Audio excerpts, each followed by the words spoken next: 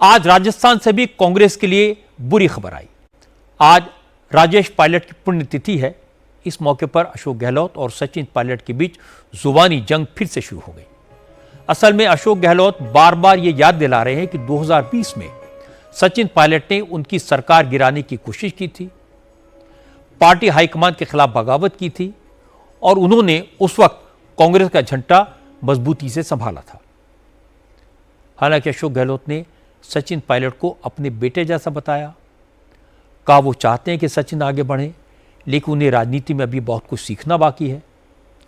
अशोक गहलोत ने कहा वो चाहते हैं कि कांग्रेस के नेता पुरानी बातें भूलकर अपनी गलती मानकर आगे बढ़ें और साथ मिलकर बीजेपी का मुकाबला करें।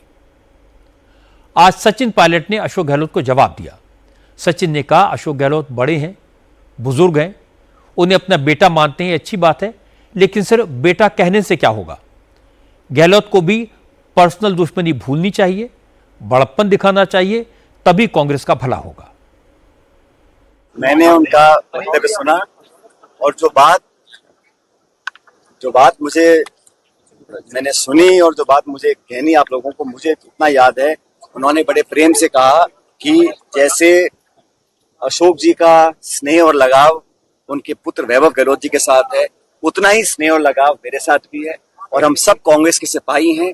राहुल गांधी जी ने जो संदेश पूरे देश में दिया था कि हम सबको मोहब्बत की दुकान खोलनी है, सबको मिलकर भाजपा की दमकारी शासन का मुकाबला करना है, उस मुहिम में हम सब कार्यकर्ता, नेता, पदाधिकारी, छोटे बड़े हर पीढ़ी के लोग मिलकर संघर्ष कर रहे हैं और मुझे विश्वास है कि राजस्थान कांग्रेस हमेशा से मजबूत रही है और एक मिसाल बनी है पूरे देश के अंदर। उस परिपाटी को हमें आगे बढ़ाना। सचिन पायलट ने संयमित भाषा का इस्तेमाल किया, लेकिन गहलोत पर तीखा कटाक्ष किया तो अशोक गहलोत फिर सामने आए। उन्होंने फिर सफाई दी। कहा वो सचिन पायलट को नीचा नहीं दिखाना चाहते थे, बस सच बताना चाहते थे। उनका मकसद पूरा हो गया, अब बात खत्म। जो जो घटनाएं होती गई, एक बार मैं देश के सामने रखना चाहता था, क्योंकि देश में एक मैसेज बन गया कि भाई अशोक गहलोत मुख्यमंत्री रहने के लिए कांग्रेस अध्यक्ष पद स्वीकार नहीं किया। वो इतना महत्वपूर्ण पद था, वो कौन छोड़ता उसको, बताइए। जिंदगी के अंदर अगर वो मर्म समझ जाते उसको सब नेता लोग, तो आज इससे दूसरी बनती। समझ जाएगा कि मैंने दिल की बात कही थी और मैंने फैक्चुअल पोजीशन हर चीज़ की सामने रखी थी। उसमें अगर फैक्चुअली अगर गलत है तो आप मुझसे बात भी कर सकते हैं, पूछ सकते हैं भाई आपने ये बात क्यों कही है, मैं उनको जवाब दे दूंगा। सब समझ जाएंगे मैं क्या कहना चाहता हूँ। जो समझने वाले समझ भी गए अधिकांश लोग, तो अब कुछ लोग नहीं समझ पाए, मान लो, तो धीरे धीरे वो भी समझ जाएंगे देश हित में क्या है और पार्टी के हित में क्या है। सब लोग करीब आएंगे, अपनी अपनी गलतियाँ चाहे मैंने करी चाहे किसी ने करी है, स्वीकार करेंगे। मैंने फिर कहा आपको, मैंने जैसलमेर में कह दिया था, भूलो और माफ करो। अशोक गहलोत कौन सा सच सामने लाना चाहते थे, सचिन पायलट को नीचा दिखाना चाहते थे या नहीं, ये समझने के लिए मैं आपको अशोक गहलोत का 3 दिन पुराना बयान सुनवा देता हूं, जो उन्होंने जयपुर में दिया था। ये हमारे घर का मामला है, वो हम निपटते रहेंगे आपस के अंदर, चाहे पायलट साहब हो, चाहे दोतारा जी हो, चाहे वो जूली साहब हो, चाहे सीपी जोशी साहब हो, चाहे भवन जितेंद्र सिंह जी हो। 25 सितंबर की घटना जो हुई है वो उस व्यक्ति के खिलाफ भी हुई थी जिसका नाम चल गया था कि ये मुख्यमंत्री शपथ ले सकते हैं, पायलट साहब। इनके खुद के लोगों ने खिला दिया।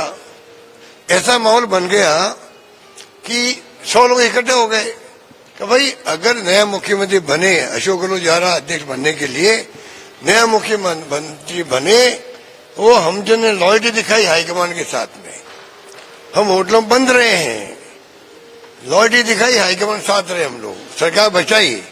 हम मेरे किसी को भी, हमें 100 लोगों में किसी को मुख्यमंत्री पद दे दीजिए, बना दीजिए, हमें मंजूर है।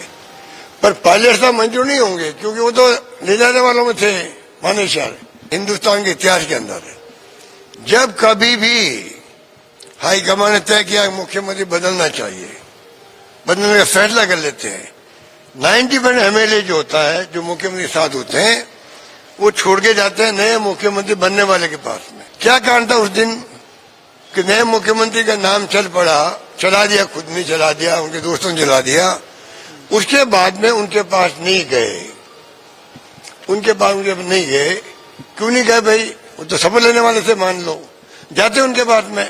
ये बात सचिन पायलट जी को भी समझनी चाहिए। कभी उसको बना देते प्राइम मिनिस्टर, बना देते उनको, पायलट साहब को, ये प्राइम मिनिस्टर के उम्मीदवार है।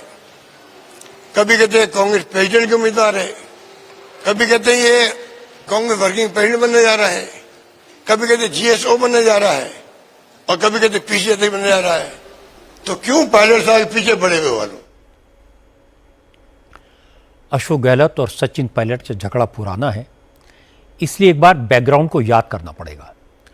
कांग्रेस हाईकमान ने गहलोत को हटाकर पायलट को चीफ मिनिस्टर बनाने का फैसला किया था। अशोक गहलोत को कांग्रेस प्रेसिडेंट बनाकर दिल्ली शिफ्ट किया जाना था। ऐन मौके पर विधायक मीटिंग में नहीं पहुंचे, प्लान फेल हो गया। गहलोत अब यह कह रहे हैं कि बगावत उन्होंने नहीं करवाई थी, विधायक सचिन के खिलाफ थे।